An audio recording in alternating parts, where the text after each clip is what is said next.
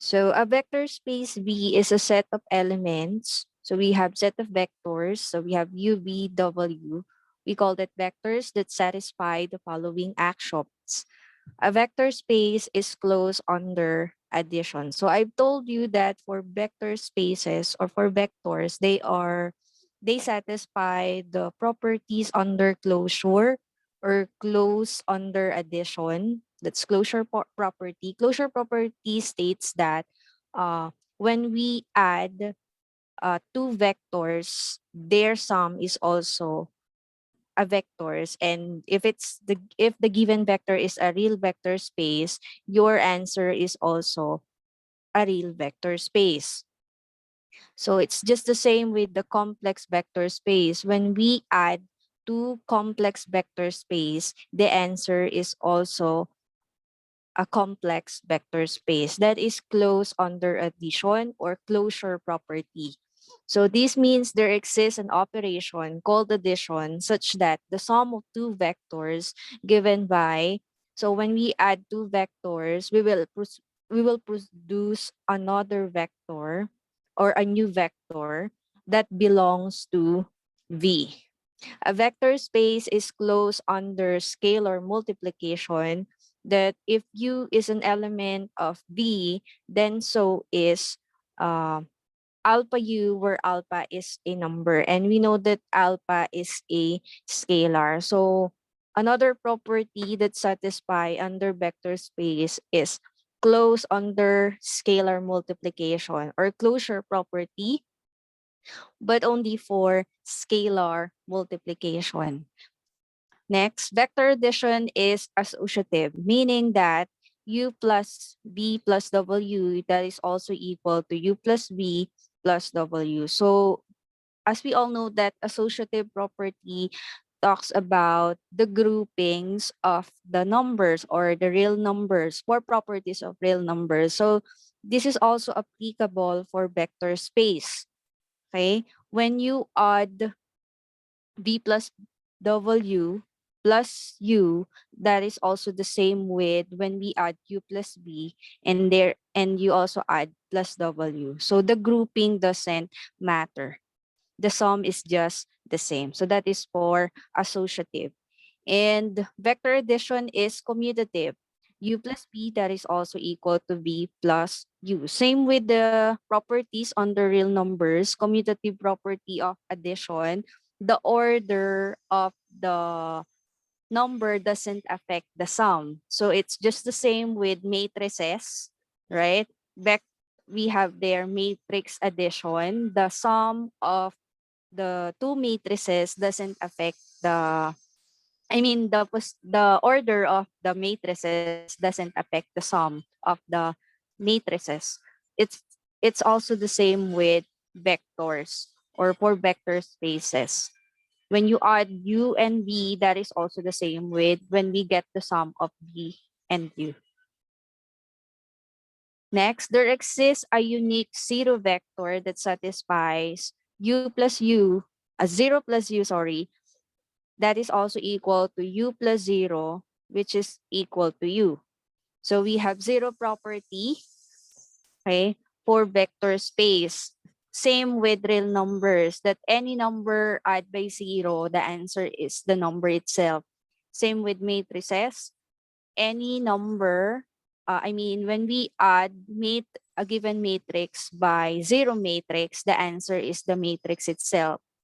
It also valid in vector spaces that when we add a vector, a given vector by 0 vector, the answer is the vector itself.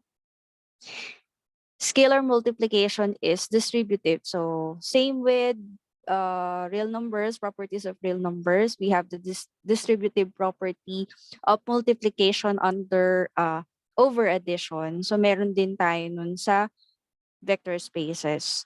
So scalar multiply by u plus b, when we do this distributive property, so we will have scalar times u, that is equal to scalar u plus scalar multiplied by v, that is scalar v. Next, scalar multiplication is distributive. So naulit lang. So Pero dito, the operation is only multiplication. Okay, that's scalar times beta u that is equal to the scalar b or the beta multiplied by the u. There exists an identity element such that IU or equal to UI that is also equal to U, for its U is an element of V. So we have identity, uh, additive identity, and we have multiplicative identity under properties of real numbers. So meron din tayong ganito sa matrices, right? When we multiply matrix by its identity, when we say identity class, sa sarili niya din, or we have identity matrix for matrices, we have if the diagonal consists of 1 and the other elements consist of zeros, that's identity, right? So it's also the same with vector space. So these are general mathematical properties that apply to a wide range of objects, not just geometric vectors. Certain types of functions can form a vector space. For example, often one is asked to determine whether a given collection of elements is a vector space. So let's start with basis vectors.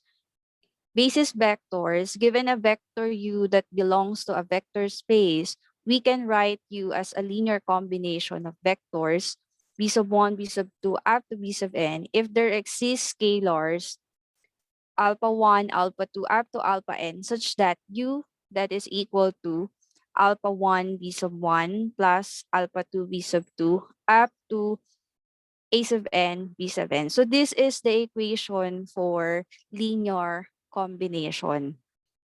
So let's try example.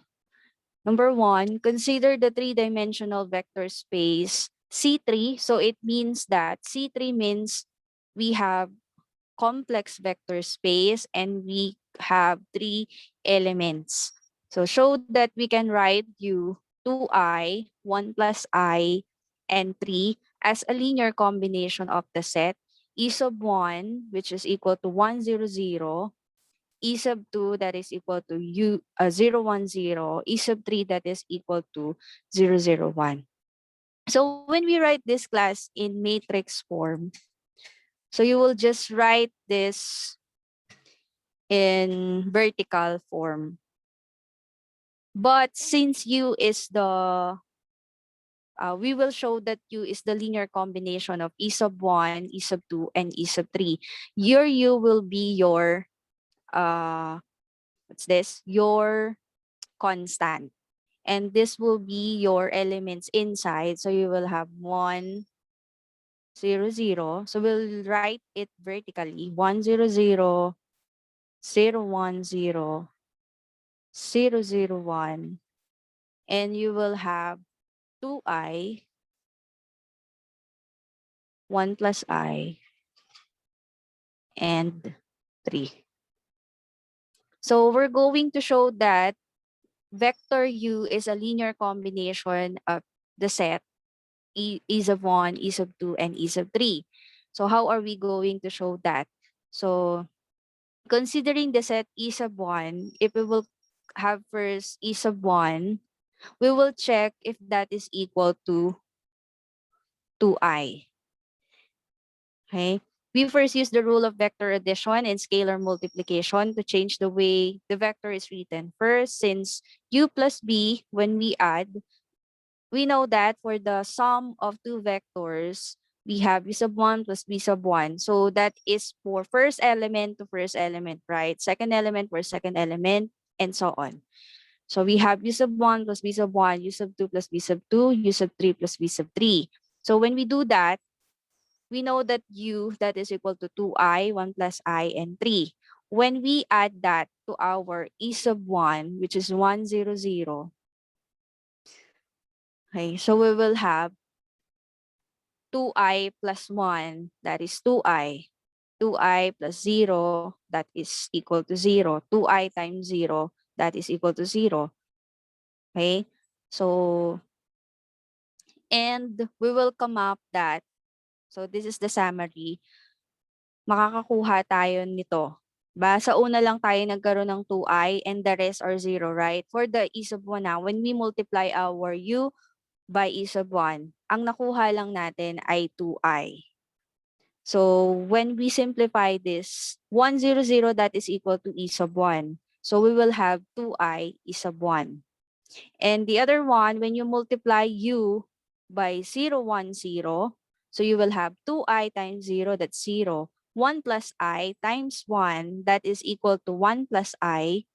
3 times 0, that is 0. So ito yan. So pag sinimplify natin to class, we will have 1 plus I times e sub 2 ay makukuha natin yung second, which is 1 plus I.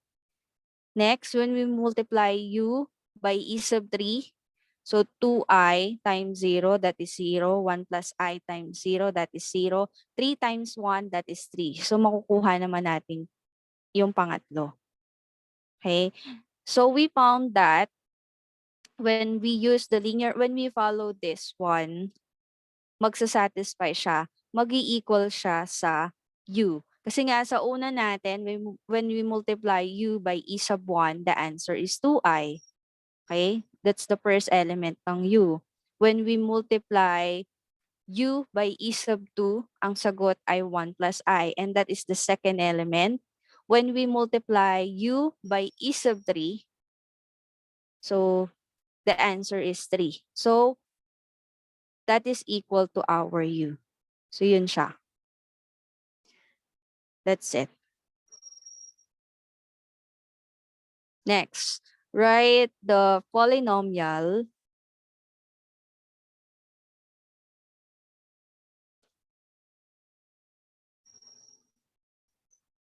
example number 2, write the polynomial u that is equal to 4x squared minus 2x plus 5 as a linear combination of the polynomials p sub 1, which is equal to 2x squared plus x plus 1, and p sub 2, that is equal to x squared minus 2x plus 1, p sub 3, that is equal to x squared plus 3x plus 6. So we were going to try this whiteboard.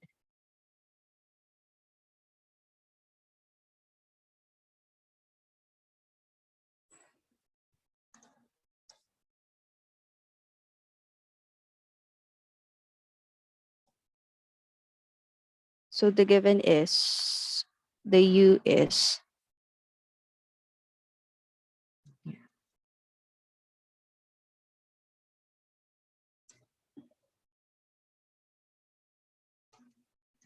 I'm going to write the given class. U is a linear combination. So u is 4x squared minus 2x plus 5.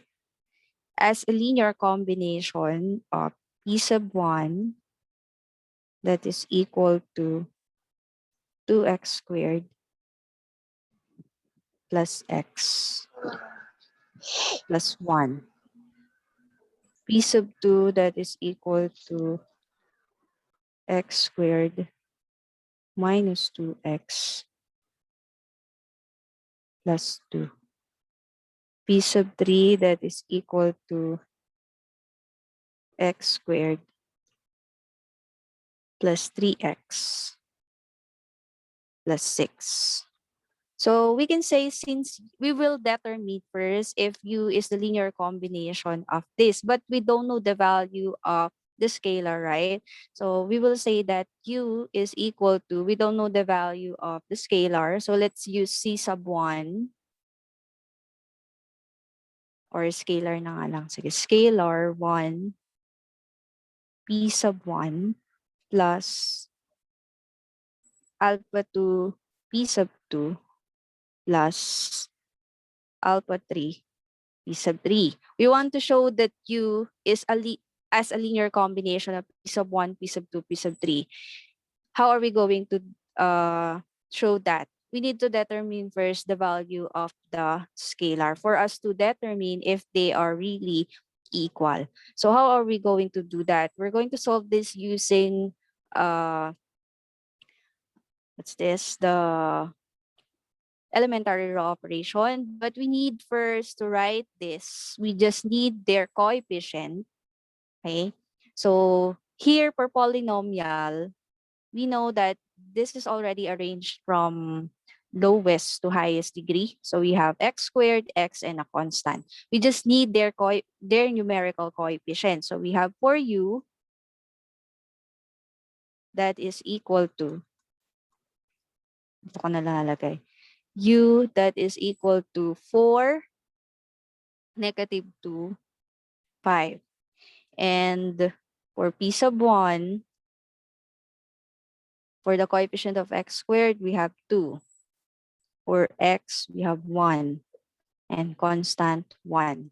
So kung wala man lang, halimbawa, merong tayong given na wala si x. So ang magiging value ay 2, 0, 1. The same case lang, o kaya walang constant. So we'll have 2, 1, 0. Kasi yun yung arrangement natin dito sa U. Next, p sub 2 will have 1, -2, 2. Because you need to be careful, class, sa gagamitin nyo dito. Kasi once na may mali dyan, mamamali na ang solution nyo. Mali na ang sagot. For p sub 3, we have 1, 3, and 6. Okay? So pag sinulat natin yan sa vectors, diba sa vectors class ay naka-column. So we will write, dito muna tayo. P sub 1, P sub 2, P sub 3, right? And your U will be your constant. Tulad din sa example number 1. So we'll have 2 and pa-vertical, 1, 1. Okay? For P sub 1, 2, 1, 1. P sub 2, 1, -2, 2. P sub 3, we have 1, 3, 6. And for your constant sa U, kasi dun siya, tong tatlo ay a linear combination of U. So we'll have 4, -2, 5. And we will do elementary row operation.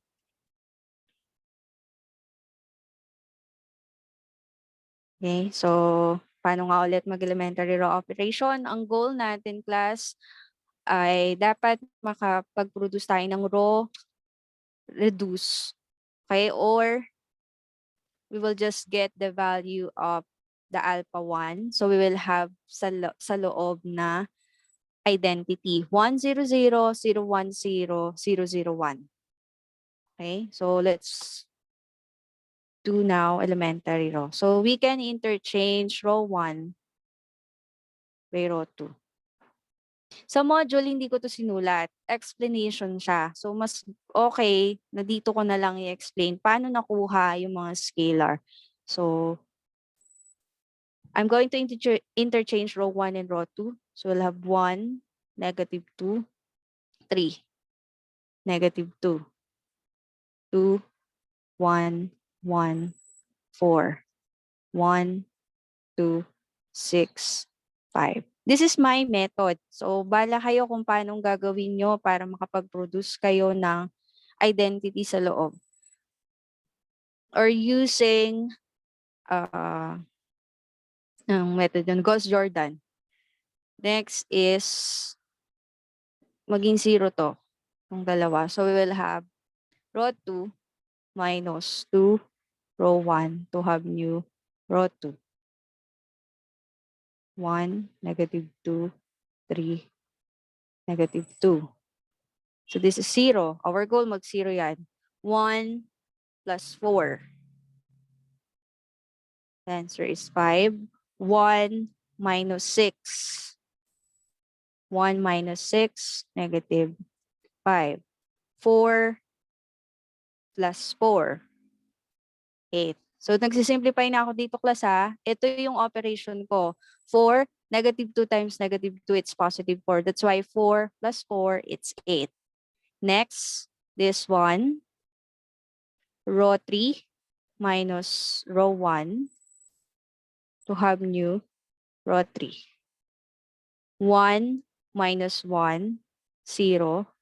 2, so it becomes positive, plus 2. 4. 6 minus 3, 3. 5 plus 2, 7. Correct me if I'm wrong, class. Can you follow? Yes po. Yes po. Okay, so ang goal natin, magkaroon muna tayo ng 1 sa row 2. So, pwede naman, para hindi muna tayo mag-fraction, row 2 minus row 3. Though, pwede din naman kayo mag 1/5 row 2. So, again, kanya-kanyang way tayo.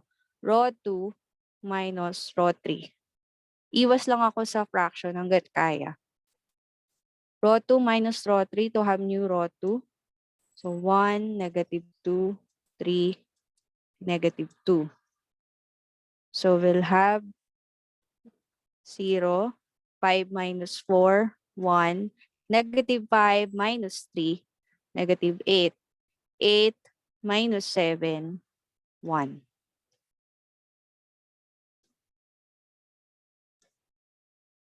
Next, this 1 and this 1 maging 0. So, we'll have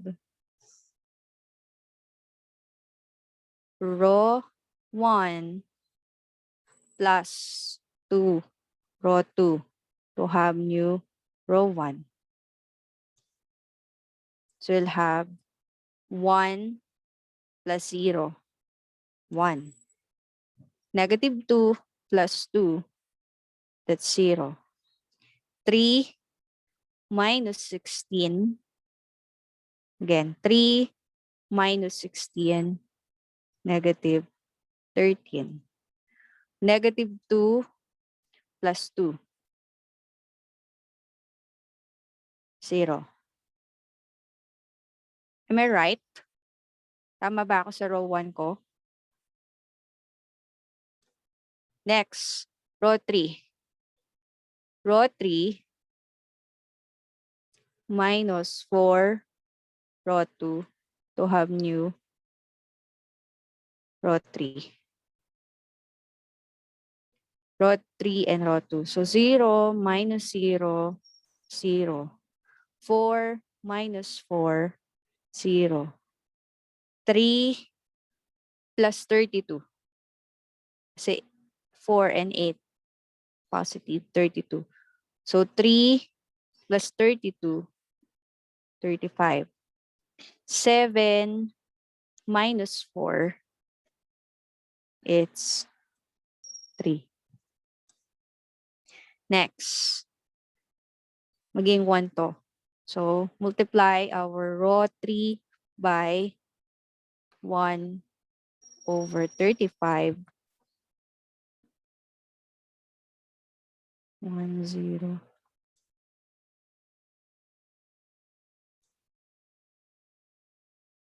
Class, pwedeng isa-isa lang kasi sa akin nagdalawa na ako kasi maliit yung space ng board natin eh. So we'll have 0, 0, 35 divided by 1 over 35, that is equal to 1. 3 multiplied by 1 over 35, so we'll have 3 over 35. So meron na tayong value ng pangatlong scalar, this 1. Next, our goal mag-0 to at ito. So we will have row 1 plus 13, row 3 to have new row 1. 1, 0, 0. Row 1, 13 times 3 over 35, that is equal to 39 over 35.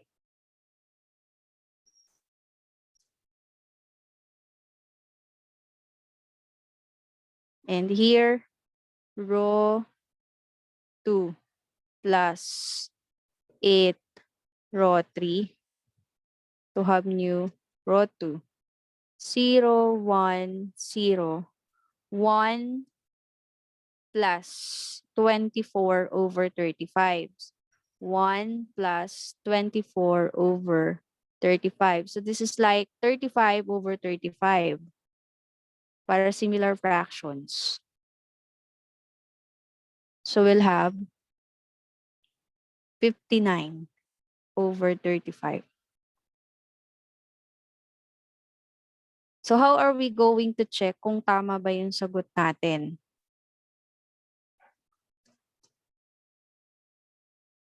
Okay, so the value of the first scalar, alpha 1, that is equal to 39 over 35. Alpha 2, the answer is 59 over 35. Alpha 3, that is equal to 3 over 35. So let's check kung tama ba yung sagot natin.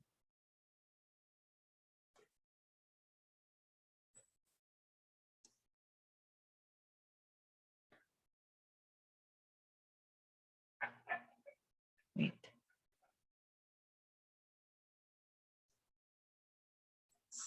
When we follow this one, magkakaroon ba tayo ng sagot? Mag-i-equal ba siya sa U?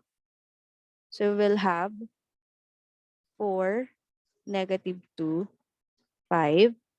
Is it equal to, ang alpha 1 natin ay 39 over 35 multiply by p sub 1, which is 2, 1, 1, plus alpha 2, that is equal to 59 over 35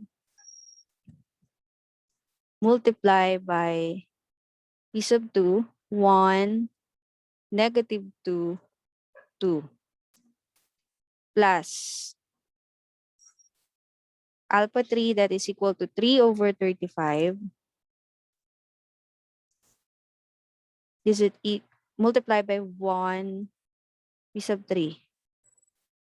Okay, paano natin masasatisfy ito? Multiply first by scalar multiplication. 39 over 35 multiply by 2. I-distribute muna each scalar inside. Tapos mag-i-equal ba dyan? So isulat natin sa next page. Hindi na kasya. Wait nga. 4, negative 2, 5.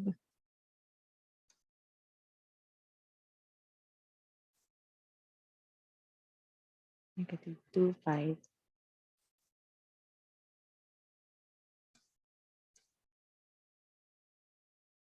2, 1, 1.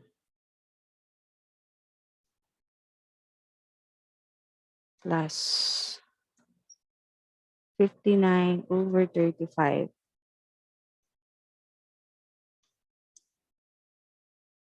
1, negative 2, 2. Plus 3 over 35. Ma'am, excuse po. 39 po 39 yung una. po yung una. Alright. Okay, thank you. 136.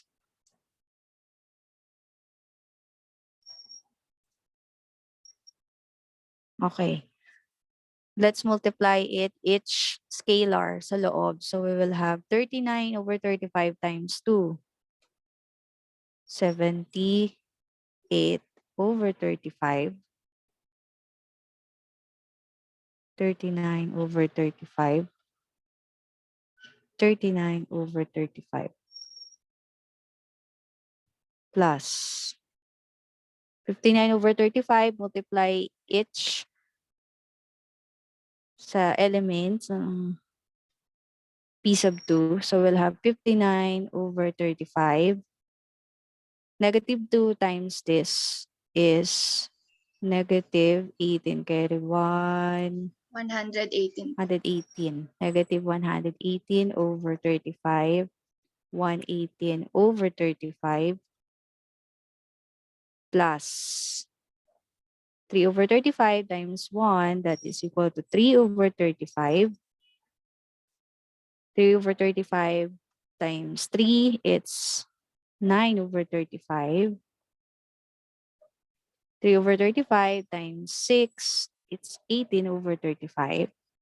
And using addition of two vectors, first by first by first, right? Q plus B plus W. So you need to find that first element by first element by first element. 78 over 35 plus 59 over 35 plus 3 over 35. What is the answer? 17, 20, carry 2, 9, 14. 4 po. 140 over 35, is it equal to 4? Yes po. Yes po, ma'am. Next, 39 over 35 plus negative 118 over 35 plus 9 over 35. Negative 70 over 35. Negative 70 po. So when we simplify this, that is equal to negative 2. 39 over 35 plus 118 over 35 plus 18 over 35. 175 over 35 po. When we simplify this, is it equal to 5? Yes po, ma'am. Yes. So it means that our value for the scalars are correct. Okay. That's it. That's how we check our answer.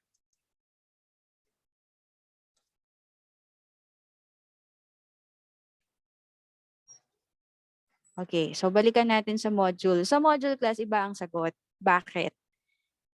If the given vector is linearly dependent, okay, it falls under one solution or infinitely many solution. Ibig sabihin, for infinitely many, there are many possible values for the scalars. Okay, so dito kasi ang sagot for alpha 1, 81 over 70, alpha 2, 56 over 35, and alpha 3 is 3 over 35. Same naman tayo sa alpha 3. Iba lang dito, class. Okay? It means that ito kasi ay there are many possible values for the scalar. Okay? Pag linearly dependent tapos linear combination siya, okay? Doon siya magpo-fall sa infinitely many and one solution. Okay? Nag-satisfy naman sa sagot natin. So this is one of the solutions that we can have for the scalar, 81 over 70, 56 over 35, 3 over 35. And our answer is another solutions. Okay, so we have 39 over 35, 59 over 35, and 3 over 35 for the values of scalar. Okay, so it means that ito kasi ay infinitely many solutions. Is that clear? Clear ba tayo? Do you have questions about number 2 example?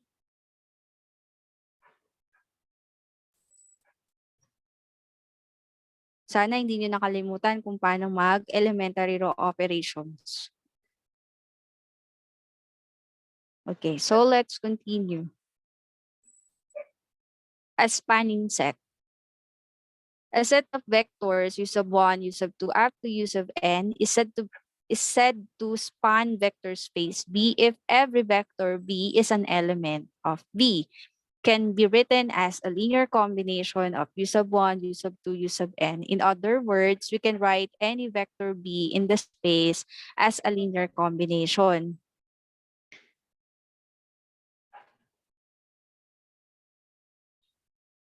So for scalars, alpha sub I, so we'll have for V, which is, this is the definition for linear combination, right? Vector B as a linear combination of alpha 1 u sub 1 plus alpha 2 u sub 2 up to alpha n u sub n. Okay, so let's have an example. We have already seen the set E sub 1. Ito yung given sa example number 1. Any vector in C3 can be written in terms of this set since the alpha, the beta, and the gamma. So when you multiply it, napakita na natin that it's a linear combination, right? Yung sa una. For any complex number. Therefore, if it's if it's a linear combination, we can say that C3 span V. Okay? So that is for spanning. Okay? How about, do I give an example? Okay, so later natin tayo magbigay ulit ng sa spanning. Sa spanning kasi dapat daw ay linearly dependent siya. Hindi, sa basis pala yun. Mamaya na. So let's proceed muna sa what do we mean by independence and independence. Linearly independent and linearly dependent. A collection of vectors, use of 1, use of 2, up to use of n, is linearly independent if the equation, okay, if you get the answer 0, all values of the scalars are zeros. It's linearly independent. Okay? Otherwise, kung meron man sa scalar na hindi zero, then it's dependent. Yung kanina, pag linear combination, dependent na siya. Okay? Obviously, ang mga values naman ng scalar natin doon ay hindi zero. Pero pag lahat ng value natin ay zero, linearly independent yon.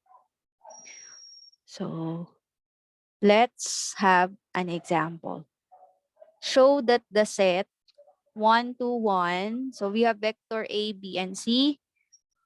So we have for A, 1, 2, 1, B is 0, 1, 0, and C is -2, 0, -2. So mas madali yan, class, kung ipapakita uli natin using matrices.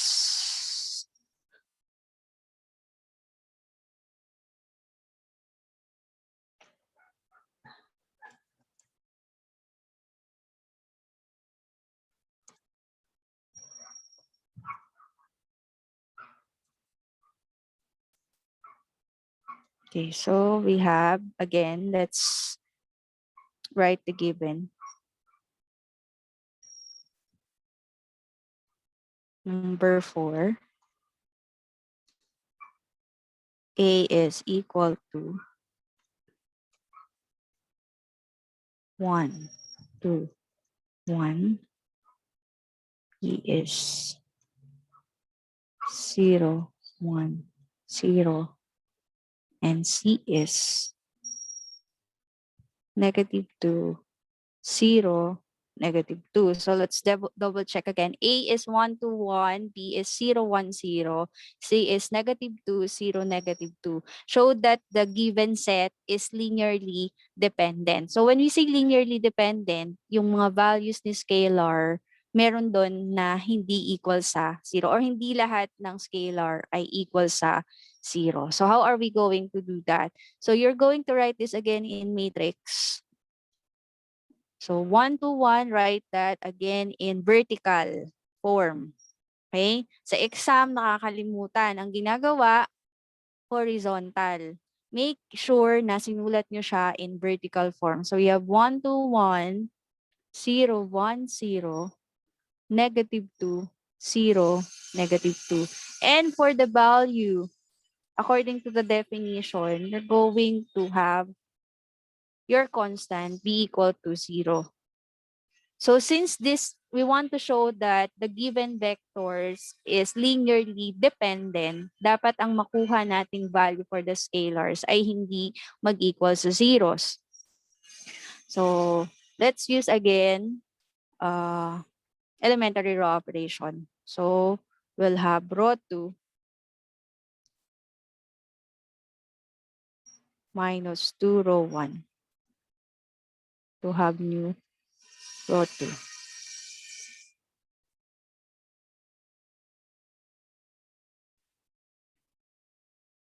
You'll have 0, 1,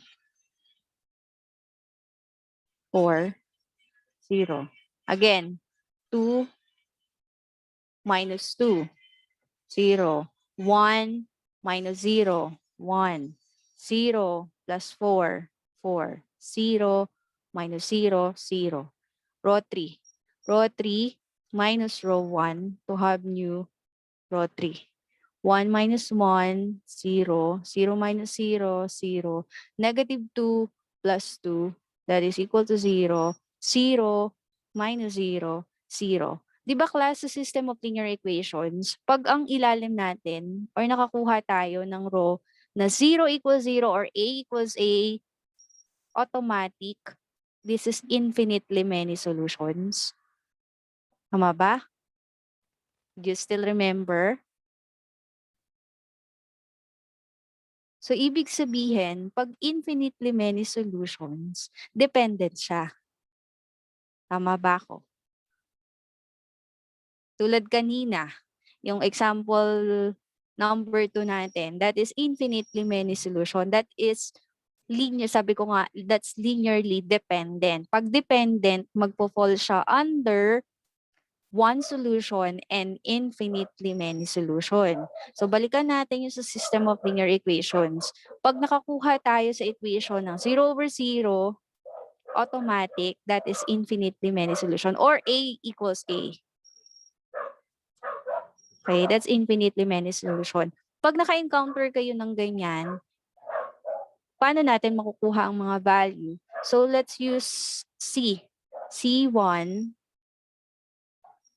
So we're going to write this in equation. C sub 1, kukunin natin kasi ang value ng C sub 1, C sub 2, or scalar. So I'm going to use C sub 1, C sub 2, C sub 3 instead of using alpha. Okay? So C1 minus 2C2, that is equal to 0. Diba ganyan ang napo-form natin sa infinitely many solutions? Maraming variables. Right? And then C2 plus 4C3 equals 0. Okay? Ito yung na-form nating equation. And for infinitely many solution, para makuha mo yung value ng iba, you need to set values. Okay? Dito magkakaiba-iba na kayo. Pwedeng halimbawa, if C sub 1 is equal to 1, yung isa nyong classmate gumamit ng any real number, so ibig sabihin magkakaiba-iba kayo ng sagot. Kaya nga siya infinitely many solutions plus maraming possible answers. Okay? If we let C sub 1 be equal to 1, so we'll have 1 minus 2C2 equals 0. So negative 2C2, that is equal to negative 1. Divide both sides by negative 2. Therefore, C sub 2, that is equal to 1/2. And then if C sub 2 is 1/2, we will just substitute 1/2 plus 4C3 equals 0 to find C3. 4C sub 3 equals negative 1/2. Divide both sides by 4. So C sub 3 equals, this is equal to negative 1/2 times 1/4. So C sub 3 is equal to negative 1/8. So this is one of the solutions. C sub 1 equals 1. C sub 2 is 1/2. C sub 3 is negative 1/8. Okay? So depende kung anong value ang ibibigay nyo sa isang scalar. Mag-iiba din syempre yung value ng C sub 2 and C sub 3. Okay? So this is one of the solutions. Okay? If your value for C1 is equal to 1. So again, magkakaiba-iba kayo dyan ng sagot. Siguro naman, kaya wala akong makikita sa exam dahil so therefore dahil magkakaiba-iba ng value hindi equal sa 0, A, B, and C is linearly dependent. Okay? So again, dahil linearly dependent to, magkakaiba-iba kayo ng sagot.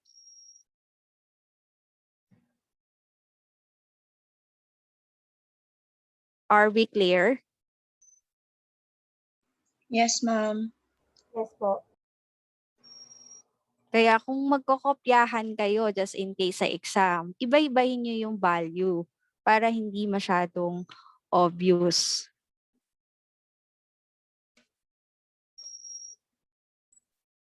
Next. Number 5, show that the set 1, 0, 1, 1, 1, negative 1, 0, 1, 0 is linearly independent. If it's linearly independent, all the value of the scalars is equal to 0.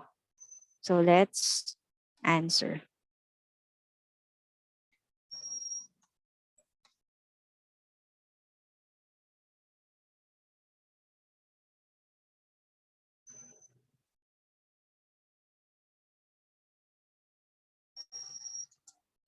So we have the given set 1, 0, 1, 1, 1, negative 1, 0, 1, 0. So at this time, we're going to show that the given set is linearly independent. So same process, we're going to write this in matrix form. So we're going to write this in vertical form. 1, 0, 1, 1, 1, negative 1, 0, 1, 0. And for the constant, that is equal to 0. Okay, so let's solve. Row 3. Row 3 minus row 1 to have new row 3. 1, 1, 0, 0, 0, 1, 1, 0. So we'll have row 3 minus row 1. 1 minus 1, 0. Negative 1 minus 1, negative 2. 0 minus 0, 0, 0 minus 0, 0. This one. Row 1, this one and this one. So row 1, no, not row 1. Row 2, and then our goal pala row 1. Row 1 minus row 2 to have new row 1. 1 minus 0, 1. 1 minus 1, 0. 0 minus 1, negative 1. Then 0. Copy row 2. Ay, tayo mag-undo. Next, row 3 plus 2, row 2 to have new row 3. 0 plus 0, 0. Negative 2 plus 2, 0. 0 plus 2, 2. 0 plus 0. Then, mag 1/2 na tayo. Kasi pag nag row 3 minus row 2 ako, mababago pa dito. So, I'm use 1/2 row 3. 1, 0, negative 1, 0. 0, 1, 1, 0. So, we'll have 0, 0, 1, 0. Next, row 1 plus row 3 to have new row 1. 1 plus 0, 1, 0 plus 0, 0. Negative 1 plus 1, 0. 0 plus 0, 0. Row 2. Row 2 minus row 3 to have new row 2. 0 minus 0, 0. 1 minus 0, 1. 1 minus 1, 0. 0 minus 0, 0. Therefore, the value of scalar C1 equals C2 equals C3, that is equal to 0. Since C1, C2, and C3, that is equal to 0, then the set is linearly independent.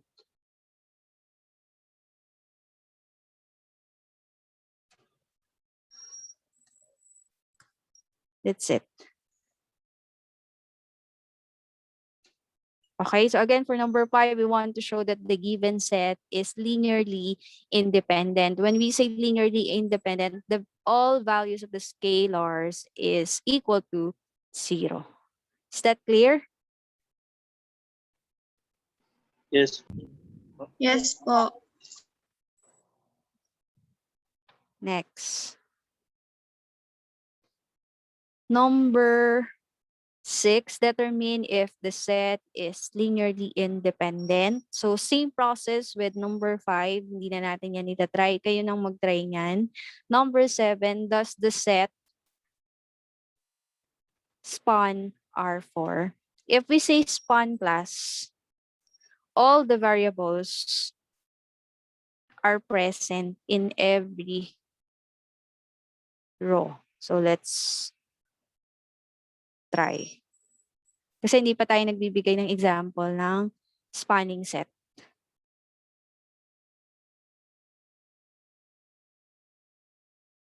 So we have the given set. This is number 7. 1, 1, 1, 1, 1, 3, 2, 1.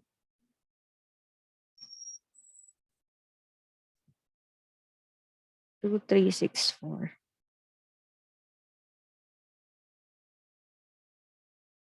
2, 2, 2, 2. So we want to know if the given set span, does the given set span R4? So this is R4 because all the elements are real numbers and it consists 4 elements in each vector or in given set. So how do we know if it's spanning? So instead of using 0 as our constant, we're going to write letter.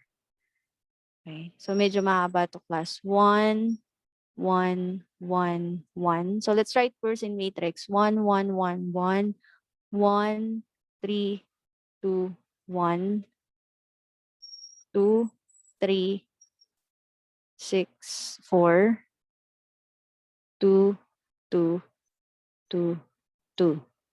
So again, instead of using 0, we're going to use letters A, B, C, D. So paano natin masasabing span? Yung set, the given set span in R4, dapat in every part, halimbawa sa una, makukuha lahat ng letters lalabas. Halimbawa, the first one, C1, that is equal to A plus 2B plus 3C minus D. Lahat doon, sa lahat. Sa second one, meron ding A, B, C, D. Sa pangatlo, meron ding A, B, C, D. Sa pang-apat, meron ding A, B, C, D. Kapag merong sa value or sa, bawa sa C2, wala si D, hindi na siya spanning. Okay? Dahil ito ay 4 by 4 yung nasa loob, mahaba to class. So let's start. Row 2 minus row 1 to have new row 2. So we'll copy first row 1.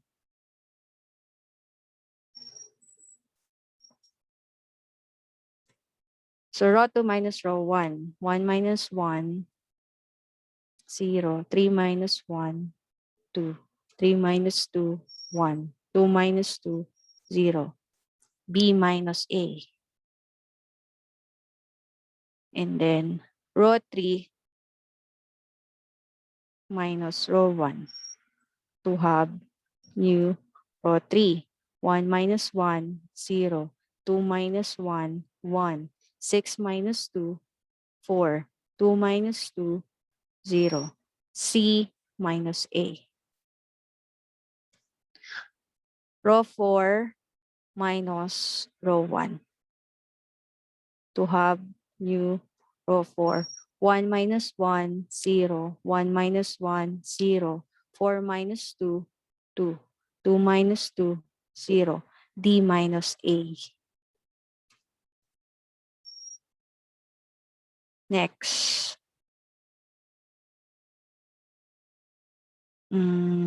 Row 2 minus row 3. Para hindi mo na ako mag-fraction. Row 2 minus row 3. To have new row 2. 1, 1, 2, 2. A. 0 minus 0, 0. 2 minus 1, 1. 1 minus 4, negative 3. 0 minus 0, 0. Yan na.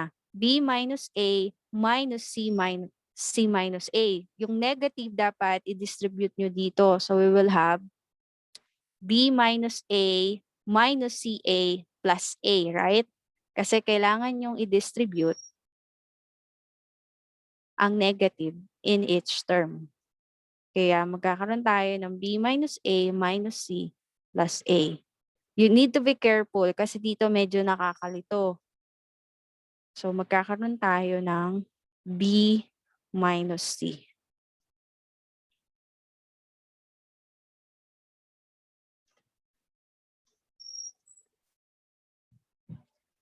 Tapos may variable na, kaya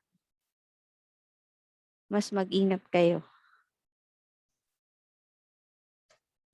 Okay, next. This one. Row 1 minus row 2.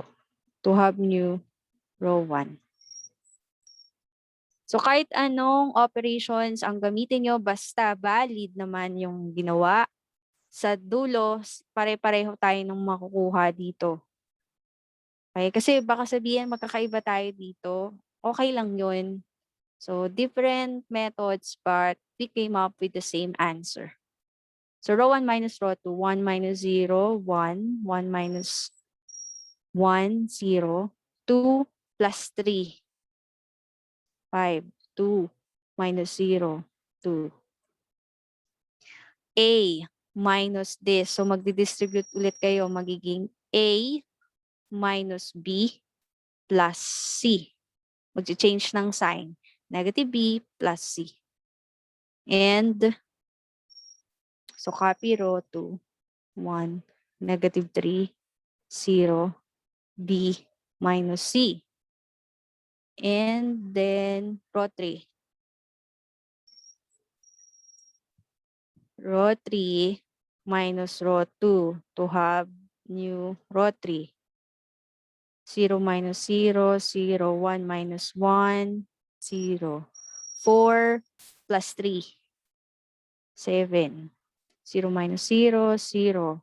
C minus A minus B minus C. So magiging, i-arrange natin. Magiging negative A, si B mag-change, negative B. Ito magiging positive C, right? C plus C. So we'll have 2C. Correct me if I'm wrong. Baka may mali. 0, 0, 2, 0. D minus A. Next. Wala tayong choice kundi mag-fraction. Multiply row 3 by 1 over 7. Kasi wala tayong makukuhang 1. 2 lang eh. Minus 2 lang. 2 din, 5. So, no choice. May fraction talaga. 1 over 7, row 3.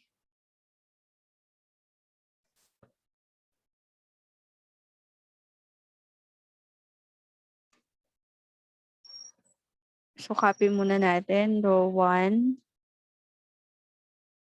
row 2, row 3. So, multiply by 1 over 7. 0, 0, 1, 0. So, ito ay magiging over sa 7 na lang. So, negative A minus B plus 2C over, hindi naman sila divisible by 7, kaya over ko na lang lahat sila sa 7. Then copy row 4. 0, 0, 2, 0. D minus A. Next.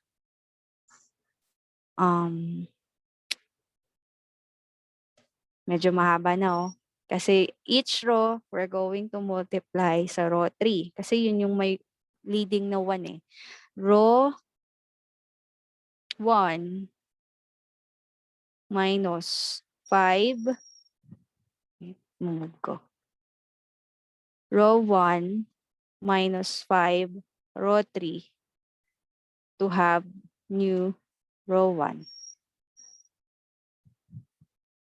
So we'll have 1, 0, 0, 2, minus 0, 2.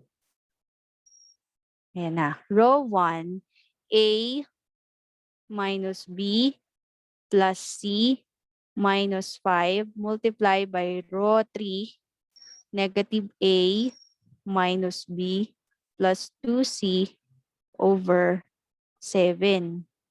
So simplify muna natin. A minus B plus C, this will become plus 5A plus 5B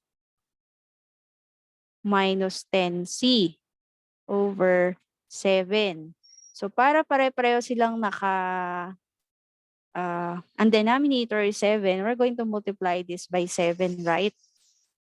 7A minus 7B plus 7C plus 5A plus 5B minus 10C over 7, right?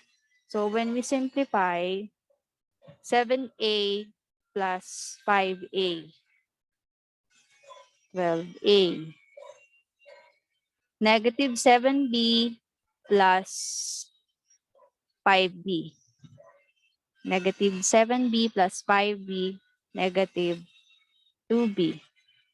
7C minus 10C, negative 3C over 7. Tama ba, class?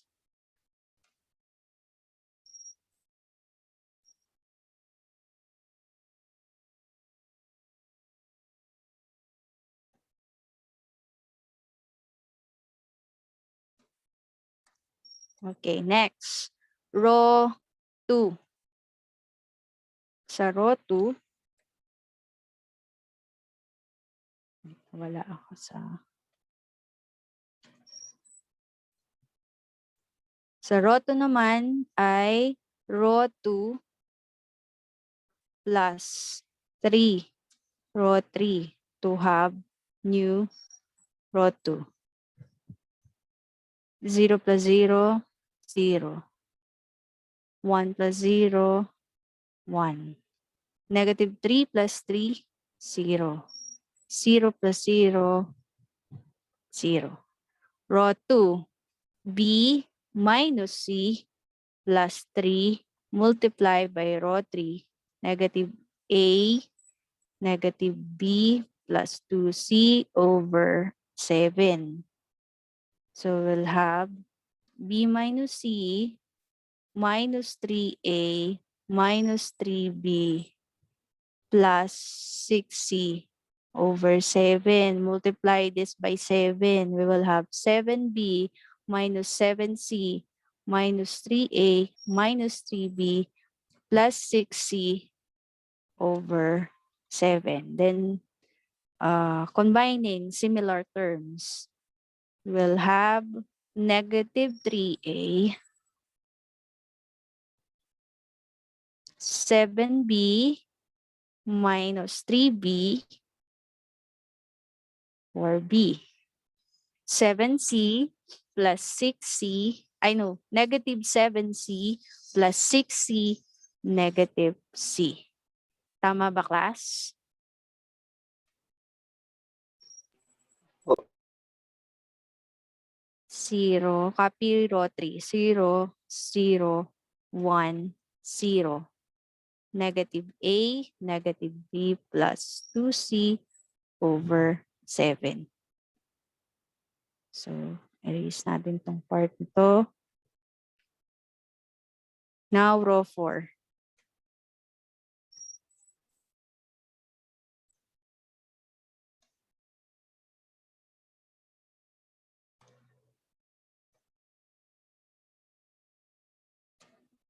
Row 4.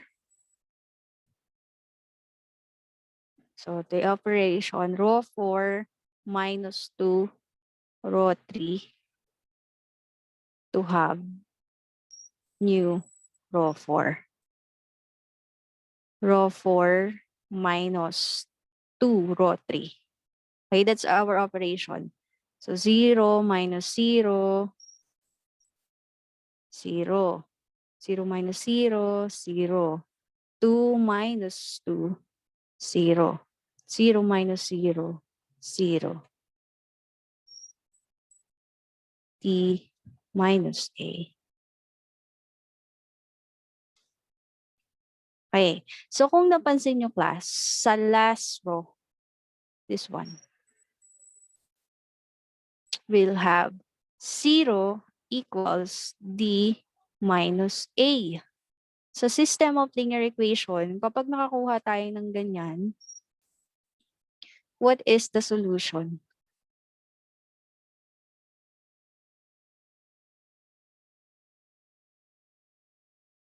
Class. Are they equal?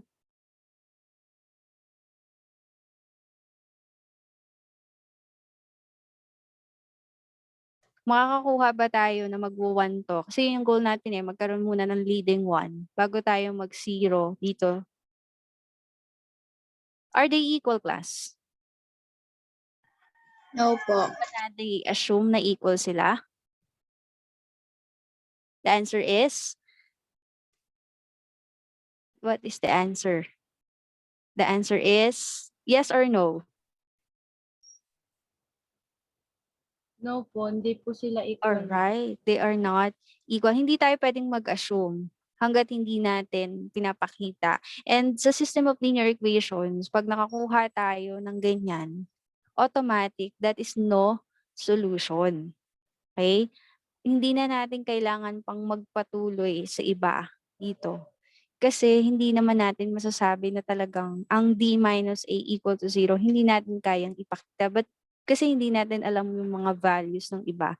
So kapag nakita kayo ng ganyan, hindi nyo na kailangan mag-continue. So ibig sabihin, the given set does not span R4. Okay? Pero kung wala namang ganyan, halimbawa may 1 dito, you continue the process para makuha nyo yung mga value ni C1, C2, C3, or ng mga scalars. Is that clear? Yes po, clear Yes ma'am. po. Yes po. Okay.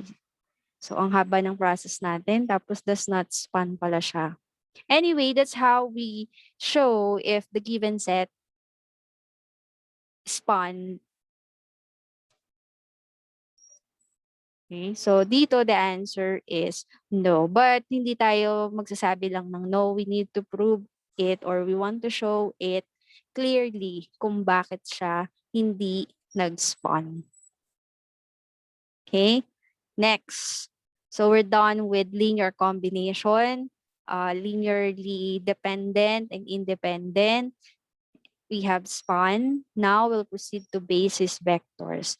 So this is also a continuation para masabing vector space naman siya. If a set of vectors, use of 1, use of 2, use of up to use of n, spans a vector space, so dapat daw spanning at linearly independent. If one of the conditions doesn't satisfy, no need to continue to prove that it's a basis. Okay, so we say that this set is a basis of B. Any vector that belongs to V can be written as a unique linear combination of the bases. There exists multiple bases for a given vector space. In fact, there can be infinitely many. So alam natin yan. Pag if it's linear combination, it falls under one solution or infinitely many solution. Okay? So again, to prove that the given vector is a basis, there are two conditions. Number one, you need to check if it's linearly independent. When we say linearly independent, all values of the scalars is equal to 0.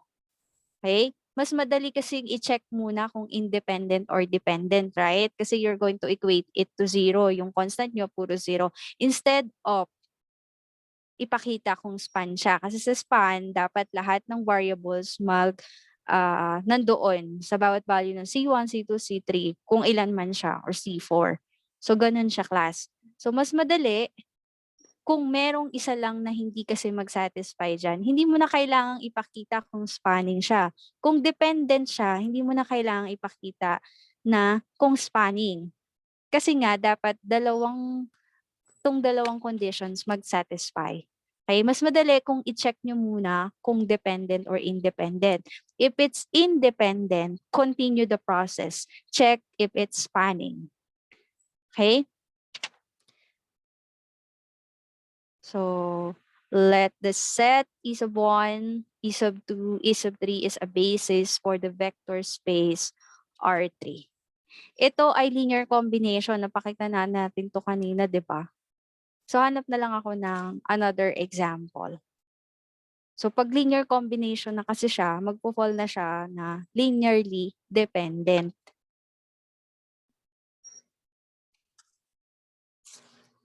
Okay, so I'm going to give example. Wait.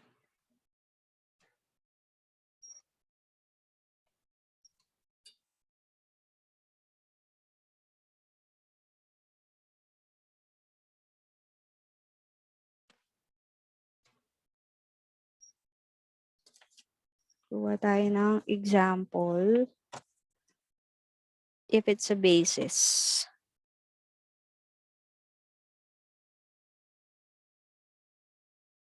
Yung kanina na lang. Meron tayong independent, di ba? Hindi, sige, iba na nga lang. Wait lang, class.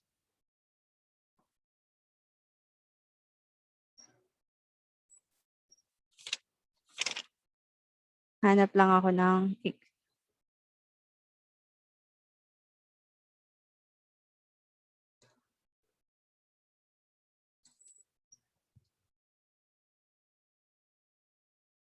try natin.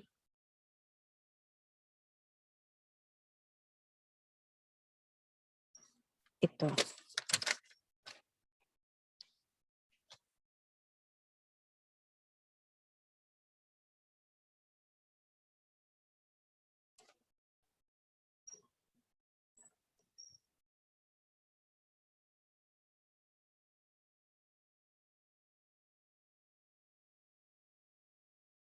Number 8.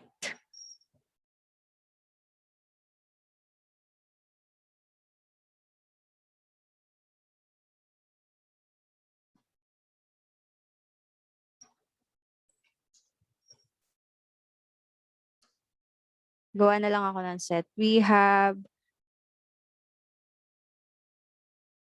1, 0, 0. 1, alam na natin to. 2, 0. Negative 1, 2. Okay, so we have the given set, 2, 0, negative 1, 2. Let's check first if it's linearly independent. So we'll have 2, 0, negative 1, 2. And we're going to add 0 for our constant. So we have 1/2 row 1. Wait lang. Ang init. 1/2 row 1. So we'll have 1, negative 1/2, 0, 0, 2, 0. Next,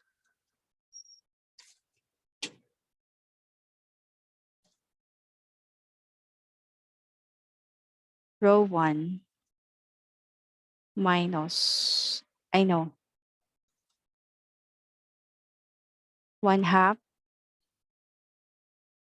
row 2. 1, negative 1/2, 0.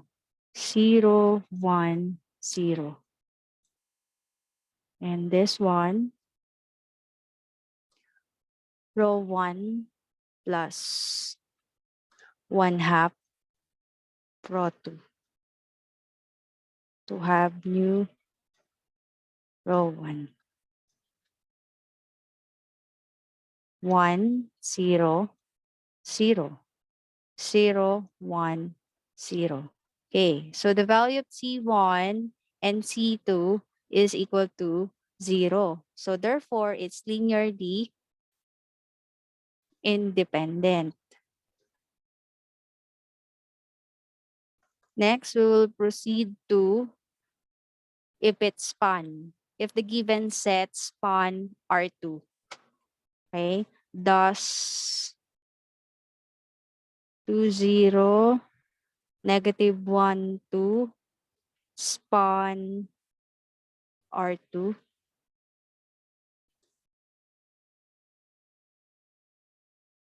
So we'll have 2, 0, negative 1, 2. We will have A, P. Okay, pwede nyo din itong sundan, class. Dito lang naman tayo magbabago sa constant na part. So we'll have 1/2 R1. So we'll have 1, negative 1/2. So 1/2 times A. That is 1/2 A, or A over 2, right? 0, 2, 0. So, minsan, ang ginagawa ng mga estudyante ko, dahil nag-linearly independent, magdadagdag na lang sila dito. Dito na lang nila isusulat itong part na to. Pwede naman yun, class. Kung nag-independent, kasi i-check mo pa kung spanning ba siya. Okay, so ngayon, sulat ko na lang muna din yung buo. 1/2 or 2. 1, negative 1/2. But you need to be careful. We have A over 2. So R2 tayo. So we'll have 0, 1, and this is B.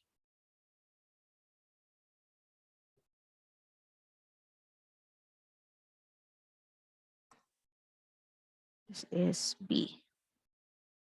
B times 1/2, that's B over 2. Next, R1 plus 1/2 R2 to have new row 1. So we'll have 1, 0. A over 2, A over 2 plus 1/2 row 2. A over 2 plus 1/2 R2, B over 2. So we'll have A over 2 plus B over 4. So combine. So we'll have 4. 4 divided by 2, 2 times A, 2A plus B. So we will have 2A plus B over 4. Okay. 0, 1, B over 2. Okay. So since does the given set span R2 class? What do you think? Does the given set span R2? If we have this, C1 equals 2A plus B over 4. C2 equals B over 2. Present ba sa C1 si A and B? Yes, we have A and B. Sa C2, present ba ang A and B? No. Therefore, the given set does not span R2. Since, okay, the given set does not span R2, this is not a basis. Even if it's linearly independent. Kasi kailangan both conditions satisfied. Okay? So therefore, not a basis. Since the given set, so kayo nang bahala, since the given set does not span R2. Is that clear? Yes po. Okay, so that's the end of the lesson.